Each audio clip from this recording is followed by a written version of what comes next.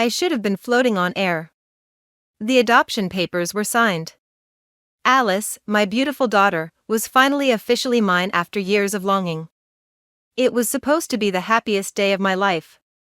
Instead, I remember the moment everything inside me just snapped. It was my father's voice, that sneer, the words he spat at me on what should have been the most joyful occasion. "You're not even worthy of calling yourself a mother." The room seemed to spin, my relatives circling like vultures, and my own mother, her silence was a blade to my heart. That feeling, that crushing humiliation, it's something I'll never forget. This is the story of how I clawed my way back from that darkness. The day my father sneered, "You're not even worthy of calling yourself a mother," at my daughter's adoption celebration, everything inside me snapped. It was supposed to be one of the happiest days of my life. I just finalized the papers to adopt my beautiful little girl, Alice. After years of heartbreak and longing, instead, I found myself staring at my father's smug, twisted grin while my relatives stood around like vultures waiting for me to break. My mother hovered behind him, not saying a word, but her silence was confirmation enough that she agreed. In that moment I wanted to scream, to shatter every glass in sight, to crush the humiliating tension in the room with a single outburst, but all I could do was dig my nails into my palms, hold Alice close, and promise myself that one day I would make him eat his words. No matter how long it took, no matter what it cost me, I'd find a way to reclaim my dignity and my power. I'm Sarah, by the way, and I was 32 years old when I decided to become a mother by myself. Growing up, I was always the obedient daughter, the one who tried to meet every impossible standard set by my father. He was a proud self-made businessman who boasted that he came from nothing and rise to become a regional manager of a well-known finance company. It wasn't a multi-million-dollar empire or anything, but he carried himself like he was king of the world. My mother was more of a silent partner in his tyranny. She'd smile politely at gatherings, handle the household, and talk behind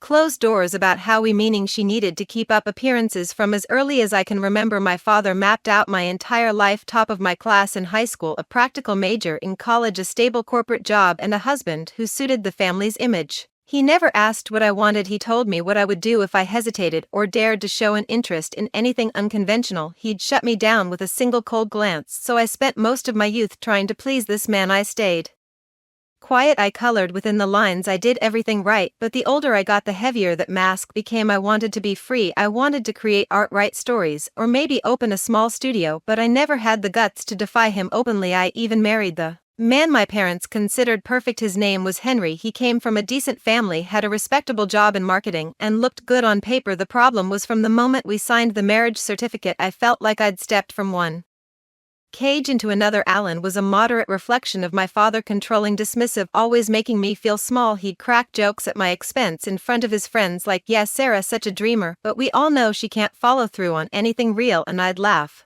along awkwardly because, hey, that's what I'd been taught to do: keep the peace, respect the man of the house, and never cause a scene. For a while I lived that life, numb and resigned, but my body and soul were screaming for something else. Late at night, I'd sneak into the tiny study, open a notebook, and scribble out stories, fantastical tales about heroines who broke free, who found strength in forging their own path. I never showed anyone, of course. Nobody in my family cared about my scribbles, as my father called them. My mother would say, "It's fine to have a hobby, dear, but don't let it get in the way of your responsibilities." Then 3 years into my marriage, something shifted. My husband declared he never wanted children. He said kids would ruin our financial goals, hamper travel, disrupt his life. In truth, I suspected he just didn't want to share my attention or compromise any part of his lifestyle for me. Though motherhood had always been a dream, maybe the only dream I still felt was mine. When I insisted, he told me I was being selfish. The arguments became vicious, and eventually he walked out on me. My parents were mortified, but more than that, my father was furious that I'd failed in my wheelie duty to keep my husband happy. He looked me in the eye and said, "You're a disappointment to this family. You can't even hold on to a man, can you?" That was the first crack in the carefully constructed life I'd accepted. The second came when I decided that if Henry wouldn't give me a child, I'd adopt one on my own. The day I signed those adoption papers was the first time I truly defied my father. I remember he stormed into the social worker's office unannounced, practically foaming at the mouth, calling me irresponsible, calling the process a joke, trying to sabotage it by spewing nonsense about me being financially unstable. He threatened lawsuits, threatened to use his connections to protect me from my own stupidity, but it was too late. The papers were signed and legally I was on track to Become Alice's mother. I'd never felt so terrified yet so alive. Of course, my father's fury continued long after the adoption was finalized. He refused to help me financially, cut me off from the tiny nest egg I'd been relying on, made sure my mother did the same. He spread rumors among the extended family claiming I was emotionally disturbed, that I was a charity case adopting a child only to get attention. Overnight, half the relatives stopped talking to me. I'd see them in passing at the grocery store or in the neighborhood, and they'd pretend they hadn't seen me. One aunt even came to my house to say, "I just think it's irresponsible to bring a child into an unstable home. We all think so." I slammed the door in her face, my hands trembling. But I pressed on for Alice's sake and for my own. When Alice finally came home, I promised myself I'd give her the best life I could. We had a quiet little apartment full of secondhand furniture and the warmth of unconditional love. Every night after I put her to bed, I'd sit on the couch and stare at the cracked ceiling, wondering how I was going to pay for everything. I'd been let go from my job a month after the adoption, my father's connections working their toxic magic behind the scenes. I suspected a sigh. They said they were downsizing, but I knew better. No references, no severance, nothing. I was out of work with a baby to care for. That was my darkest moment. One cold night, with Alice barely 7 months old, I discovered my savings were nearly gone. I'd sold whatever little jewelry I had left. I was behind on rent. The fridge was almost empty, and I had no one to turn to. My father had told me, "You wanted to be a single mom, then handle it by yourself." My mother just looked away whenever I came to the house. She'd open the door a crack, give me a pitying look, say something like, "You know how your father is," and send me off with maybe a bag of groceries. But that was the extent of it. I was humiliated beyond belief. I felt less than human, like I'd let Alice down before our life together had even begun. Desperate, I took on a series of odd jobs: waitressing at a local cafe, cleaning offices after hours, anything to keep a roof over our heads. It was exhausting. My body ached constantly, and I had no time for friends, let alone a social life. But Alice was healthy, and we managed. Then one night, as I tried to unwind after a grueling double shift, I found an old notebook from my college days. Reading through my scribbles, I felt that old spark flicker inside me. I remembered how writing used to set me free, how I'd lose myself in the fantasy of unstoppable heroines, and I thought, maybe, just maybe, this could be a lifeline. If I could write something people actually wanted to read, maybe it could bring in some money, or at least an ounce of hope. I started small, writing short stories. Whenever Alice napped, I entered online contests, some of which had cash prizes. At first I lost every single one. Rejection after rejection rolled in, and with each no thanks, I questioned if I was just deluding myself. But the stories poured out of me anyway, stories of betrayal, resilience, hidden strengths. They were raw, reflecting the anguish and fury I carried in my real life, and surprisingly, that rawness started to resonate. I finally won a small contest, $200. It wasn't much, but it felt like $1,000,000 to me. That was the day I realized maybe I wasn't worthless, maybe I could turn my pain into something meaningful. Over the next couple of years, I honed my craft. In secret, I'd get up at 4 a.m. before my cafe shift, sip coffee under a cheap reading lamp, and type furiously for an hour, sometimes more. Then, after tucking Alice into bed, I'd write until my eyes were so heavy I literally couldn't see the screen. I wrote personal essays, short stories, opinion pieces, anything that might pay. A handful of them got published in obscure online magazines, earning a few dollars here and there. But the more I wrote, the more I realized I had a story inside me that needed to be told. The real story of how my father had systematically broken me down, how my mother had stood by complicit, how I felt forced to adopt alone, and how I fought to survive when everyone expected me to fail. I knew it had the potential to be explosive if I dared to release it, but fear gripped me. A big part of me was terrified of what my father would do if I published something so revealing. He'd already robbed me of employment, once cut me off from the family, made me a laughingstock among my relatives. How much further would he go? But my heart kept saying, "This is your truth. If you don't speak it, who will?" So I struck a compromise with my fear. I decided to write a novel, but under a pseudonym. No one would know it was me. I spent months weaving together fictional characters that mirrored my life: an overbearing father, a complicit mother, a woman who adopted a daughter on her own and faced an onslaught of humiliations and betrayals. But I also wrote a fantasy ele into it, making it more than just an autobiography. I gave the protagonist a hidden realm, a magical ability that mirrored the deep, untapped strength I believed lived within me. Each time I wrote a scene of triumph, it was like I was healing a piece of my soul. Sometimes I'd be crying so hard I couldn't see the keyboard, but I'd press on, the tears fueling the words. When I finished the manuscript, I felt a mixture of exhilaration and dread. Who was I to think I could get a novel published? But my gut told me to try. I found a list of literary agents who specialized in women's fiction with magical realism. I emailed queries under my pen name, used a brand new email address so there'd be no link to my real identity, and prayed. 2 agents responded with interest, but it was the third who was really enthusiastic. She said she'd never read anything quite like it. The fury, the raw pain, the unstoppable spirit. She wanted to represent me. I practically dropped the phone when I got the news. The months that followed felt surreal. While I struggled to pay rent and buy Alice's diapers, I was exchanging emails about potential publishers. It was like stepping into another universe. When my father or mother called me, rarely, usually just to belittle my choices, I kept my secret locked tight. I pretended nothing new was happening in my life. Let them think I was still a nobody waitress, barely scraping by. I wanted them to know nothing, absolutely nothing. If this worked out, I wanted to see the shock on their faces in real time. Then came the day my agent called me in a frenzy. "We have an offer from a major publisher." My heart pounded so loudly I thought I might keel over. The advance wasn't huge, certainly not enough to retire or anything, but it was more money than I'd ever seen in one place, enough to settle my debts, maybe move to a safer neighborhood, provide for Alice in ways I'd only dreamed. I said yes on the spot, my hands shaking. I walked into Alice's room, saw her sleeping peacefully, and burst into tears. I whispered, "Mommy, did it? We're going to be okay." The publishing process was grueling, rewriting, edits, approvals, but each step I was guided by professionals who believed in me and my story. The day the cover design landed in my inbox, I felt like I'd been handed a lifeline. It was bold and captivating, a fiery background with a fierce woman holding a child and a hint of magical aura swirling around them. My agent predicted it would grab attention in the market for women's empowerment fiction. Months passed and the release date crept closer. Meanwhile, my father continued his petty torments. He'd call me out of the blue and say things like, "So when are you going to give up this single mom charade? Are you even feeding that kid properly?" He'd push me to return to the family fold under his strict conditions, which included letting him choose a new husband for me. I always told him to go to hell, albeit in more polite terms. My mother once ambushed me outside the supermarket to hand me a pamphlet for a local support group for single mothers, but it was clearly just a way for her to gather more ammunition. She practically hissed, "You're an embarrassment, Sarah. Everyone's talking about how you can't handle yourself." I didn't even bother responding. I just walked away. In the midst of all this tension, I discovered the power of anonymity. The local press had no idea who the author behind my book was. The publisher had arranged everything under my pseudonym. I was living this double life, battered single mom by day, emerging author by night. The best part, early copies of the book started circulating among reviewers, and the buzz was remarkable. People connected with the main character's struggle against an oppressive family, with her unwavering devotion to her child, and with the magical realism that gave the story a sense of triumph. Advanced reviews poured in, praising the emotional depth and raw honesty. Even though I was still waitressing to pay bills, inside I felt unstoppable. For the first time in my life, when the novel officially launched, it took off faster than anyone expected. The publisher's marketing team worked their magic, and soon social media influencers were talking about it. Book clubs were picking it up.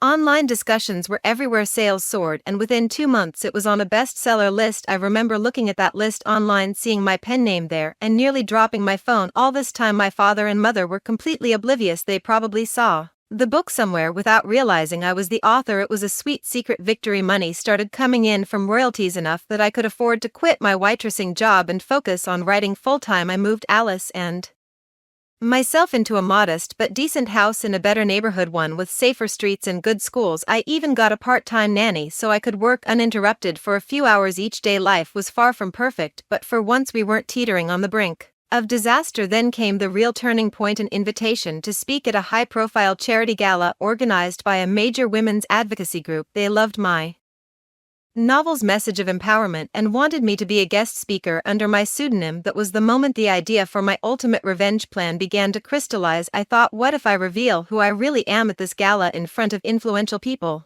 maybe even the press? What if I invite my father and mother under some pretense and watch their faces as they realize I'm not just a struggling single mother, I'm the best-selling author who wrote a book that basically exposes their cruelty? I could hardly sleep for days after that idea formed in my head. Of course, it was risky. My agent warned me that coming out could invite a backlash if the family recognized themselves in the story. I told her I was ready for whatever came next. I'd spent my entire life being afraid of my father's wrath, not anymore.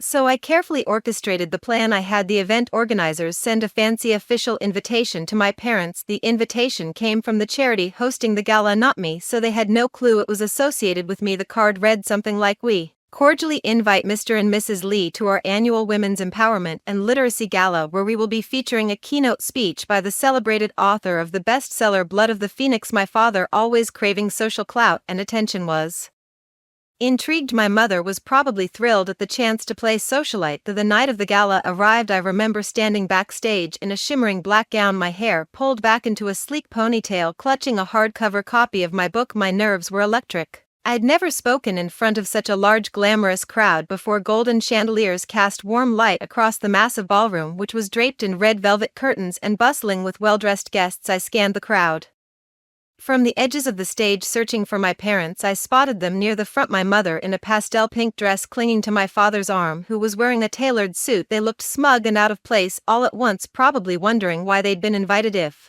only they knew. When the host introduced me by my real name, there was a brief ripple of confusion in the audience. Most of them knew me by the pseudonym, so they weren't sure what was going on. But then she revealed, tonight, for the first time publicly, we'll meet the mind behind the best-selling novel Blood of the Phoenix, a story that has inspired countless women worldwide to stand up to oppression. Ladies and gentlemen, please welcome Sign. I stepped onto the stage, heart pounding. I'll never forget the moment my father's face contorted into utter disbelief. My mother's mouth fell open, so wide she could have swallowed the entire dessert tray. The hush that fell over the crowd was deafening, punctuated only by the clicking of camera shutters and a few gasps. I walked up to the podium, my hand trembling slightly, and took a deep breath. Good evening, I said into the microphone, my voice echoing across the silent hall. I'm Sarah, and I wrote Blood of the Phoenix. I wrote it under a pen name because I was afraid of the very people who should have protected and loved me, but instead turned their backs and tried to break me. Tonight, I want to say I'm not afraid anymore. You could have heard a pin drop. I glanced at my parents. My father's face had turned ashen, his lips pressed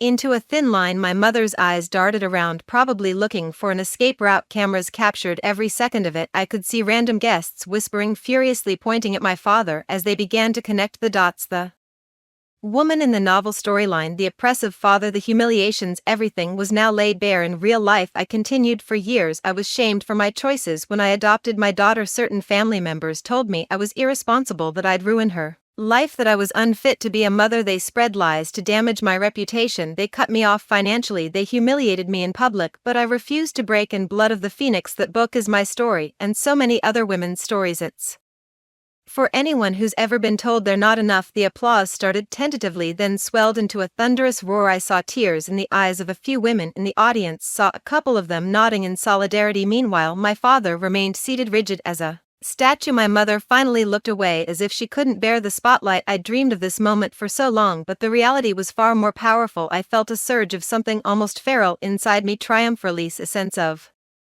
vindication that tasted sweeter than any dessert. I wasn't done. I held up the hardcover book, its title glimmering in the chandelier light. I have a surprise for my family, I said, my voice unwavering. I didn't just write a bestseller.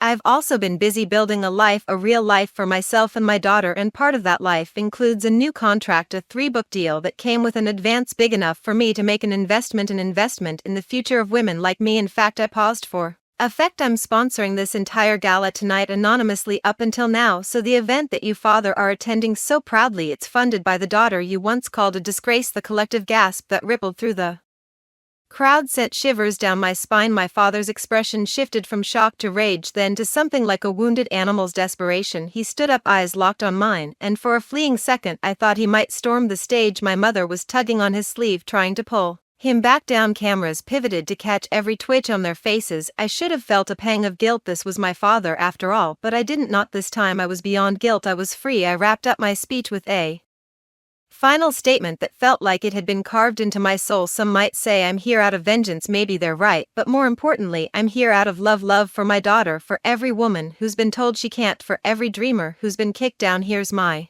message to you, father, and to anyone who doubts us. We rise. No matter what you do, no matter how hard you try to keep us down, we rise. The ovation that followed nearly blew the roof off the place. Afterward, I was swarmed by reporters and well-wishers, all wanting a piece of my story. My mother slipped out the side door, tears streaking her cheeks. My father hesitated, probably torn between saving face and confronting me. Ultimately, he marched right up to me in front of everyone. I could see the cameras and phones zeroing in. My father's voice was shaky with rage. How dare you humiliate me like this, you ungrateful brat. I kept my posture calm, looking him square in the eye. Humiliate you? You did that to yourself when you tried to destroy me. You taught me how to be ruthless, father, and now you get to watch me use those lessons to protect myself and my child." He looked around, realizing the entire room was watching, listening, judging. Desperate, he lowered his voice to a hiss. "Sarah, I'm still your father. You wouldn't even be here if it wasn't for me." I laughed, an actual laugh that I couldn't stop. "Right, if it wasn't for you, I might have found happiness sooner. Good night, father." I turned away, letting the applause and flash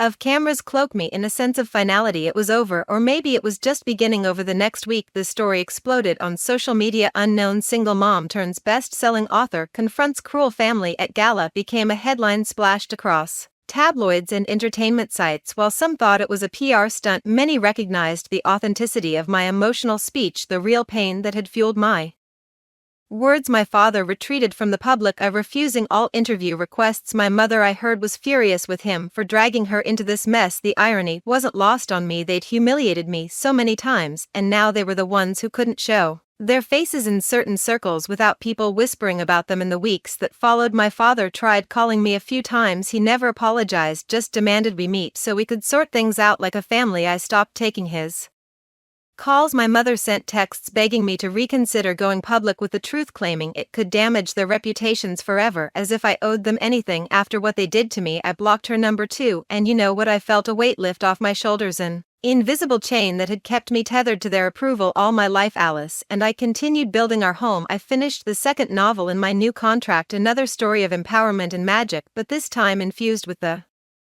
sweet taste of actual victory. My career soared, and I discovered something far more precious than revenge: real self-worth.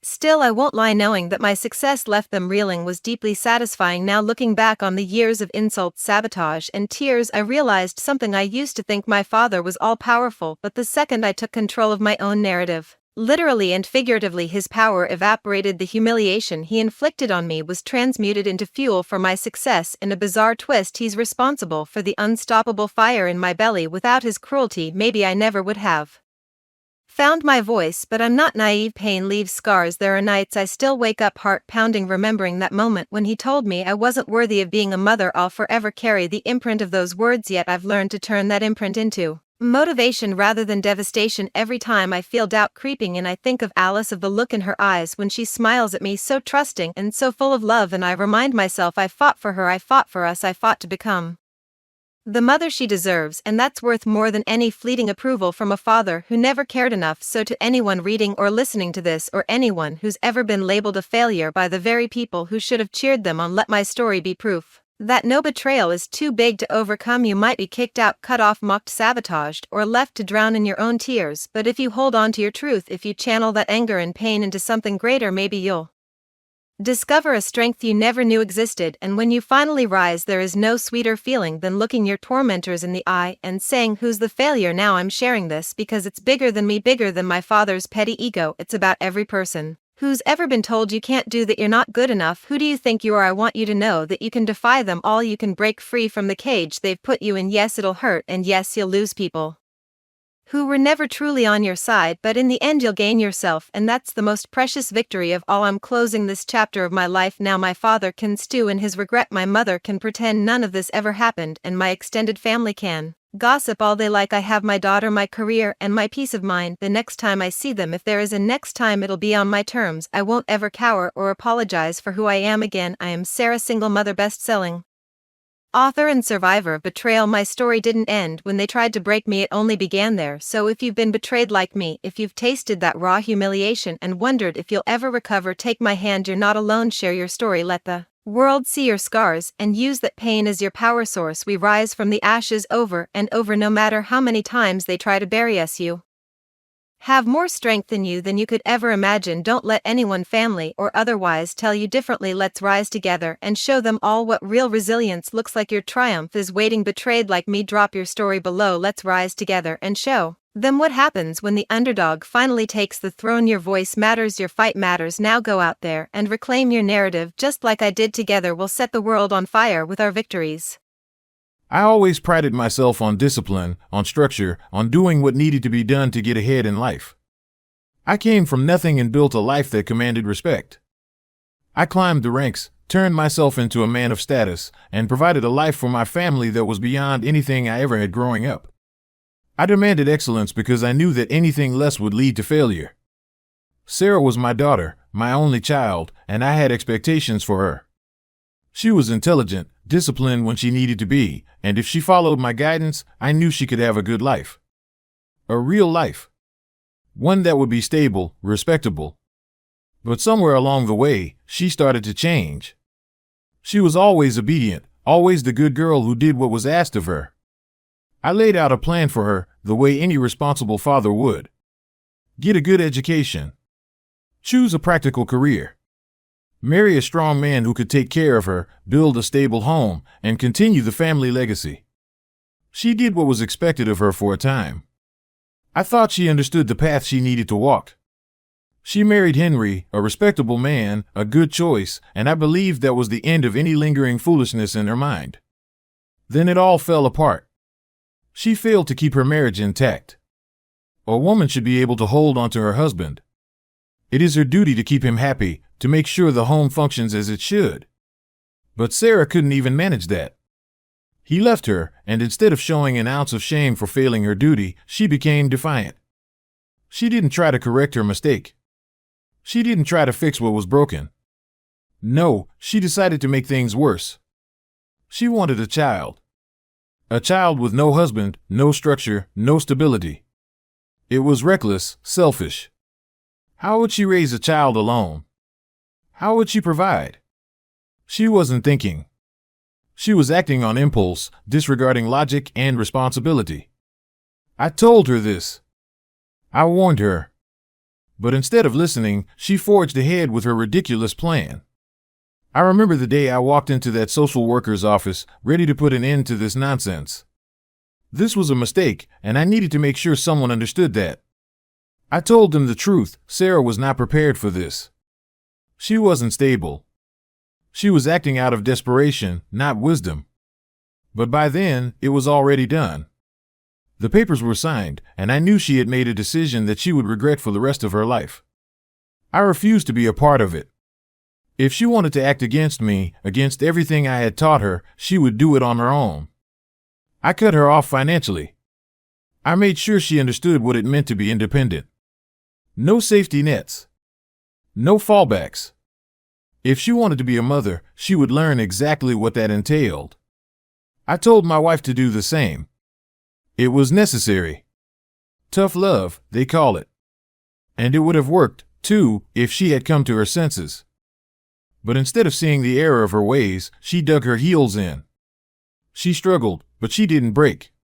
She took jobs well below her worth. Cleaning offices, waiting tables, humiliating work. I heard whispers that she was barely getting by, that she was seen walking home late at night with dark circles under her eyes, exhausted and beaten down. Good. Maybe she'd finally learn. Maybe she'd finally understand why I had structured her life the way I had. But then, something changed. I didn't know about it at first. She kept it from me. She started writing, apparently, something I had always dismissed as a childish distraction. I thought it was a hobby, nothing more. Then, one day, her name, no, not her real name, but a name she had chosen, was everywhere. A book. A bestseller. A story that I would soon realize was about me. At first, I refused to believe it. Surely she hadn't done something so reckless, so public. But the whispers turned to open conversations. My colleagues, people I had worked with for years, started to look at me differently. My friends avoided certain topics, their voices cautious. I read the book. Every word of it. And there, within its pages, was a version of me I didn't recognize, cruel, overbearing, monstrous. She had turned me into a villain. It wasn't until that damn gala that I saw the full extent of her betrayal. I was invited to an exclusive event, a charity gala for women's empowerment or something equally sentimental. My wife insisted we attend. It was a networking opportunity, she said. We arrived dressed in our finest, mingling with people who actually mattered, completely unaware that we had walked straight into an ambush. Then she took the stage. I sat there frozen, my mind barely processing the words. She had written that book. That story of betrayal, of weakness, of humiliation, she had written about our family. About me. And now, in front of all these people, she was tearing me apart, exposing me to ridicule. I wanted to walk up there and tell her she had no right. That everything she had ever achieved came from me. That if she had just listened, she wouldn't have had to crawl through the dirt to get where she was. But I couldn't move. Cameras were on me, whispers surrounded me, and I could see it in her eyes. She had planned this. Every moment of it. She was playing a game I hadn't realized we were in, and she had won. After that night, everything spiraled. I couldn't go anywhere without people whispering about me. The book was everywhere, and I knew exactly who they were talking about in those pages. Sarah stopped answering my calls. My wife begged her to stop the public humiliation, but she didn't care. She had severed the last tie between us, and she wasn't looking back. For weeks, I tried to contain the damage. I reached out to contacts, tried to downplay the situation. But it was too late. She had built a world where she didn't need my approval anymore, didn't need my support. And the worst part? The thing I could never say out loud? She did what I never thought she could do. She proved me wrong. I had spent my entire life believing I knew best. That my control, my structure, my rules were what would make her strong. But she had found her strength in spite of me. Not because of me. And there was no undoing it now. She had won her freedom, and I had lost my daughter. 10 years. It's hard to believe it's been a decade since that night at the gala. Sometimes, it feels like a lifetime ago, a faded photograph of a past self. But then I look at Alice, now a vibrant, confident teenager with a mischievous glint in her eyes, and I'm reminded of every step of the journey. Those years after the gala weren't always easy. There were still challenges, moments of doubt, and the occasional shadow of my past. But the difference was, I faced them with a strength I never knew I possessed. I had built a life on my terms, a life filled with genuine joy, not the hollow approval I once craved. My writing career continued to flourish. I explored new genres, pushed my creative boundaries, and found even deeper connections with my readers. I even started a foundation to support single mothers pursuing their education and career goals. It's my way of paying forward the support I wish I had received. Alice is thriving. She's passionate about art, fiercely independent, and kind. We have a bond that's unbreakable, built on love, trust, and shared laughter. We've traveled the world, explored new cultures, and created memories that I'll cherish forever. And me? I'm happy.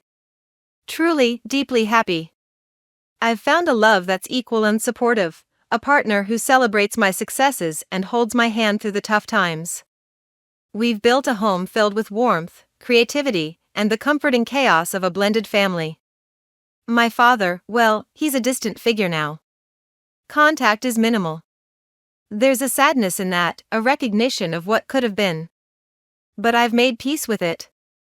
I've learned that some wounds don't fully heal, but they can become a source of strength, a reminder of how far you've come. My mother, she occasionally reaches out, a tentative olive branch extended. I'm open to reconciliation, but on my terms. I've learned the importance of setting boundaries and protecting my own well-being. Looking back, I wouldn't change a thing. The pain, the struggles, the betrayals, they all shaped me into the woman I am today. A woman who knows her worth, a mother who fought for her child, a writer who found her voice, and a survivor who built a beautiful life from the ashes.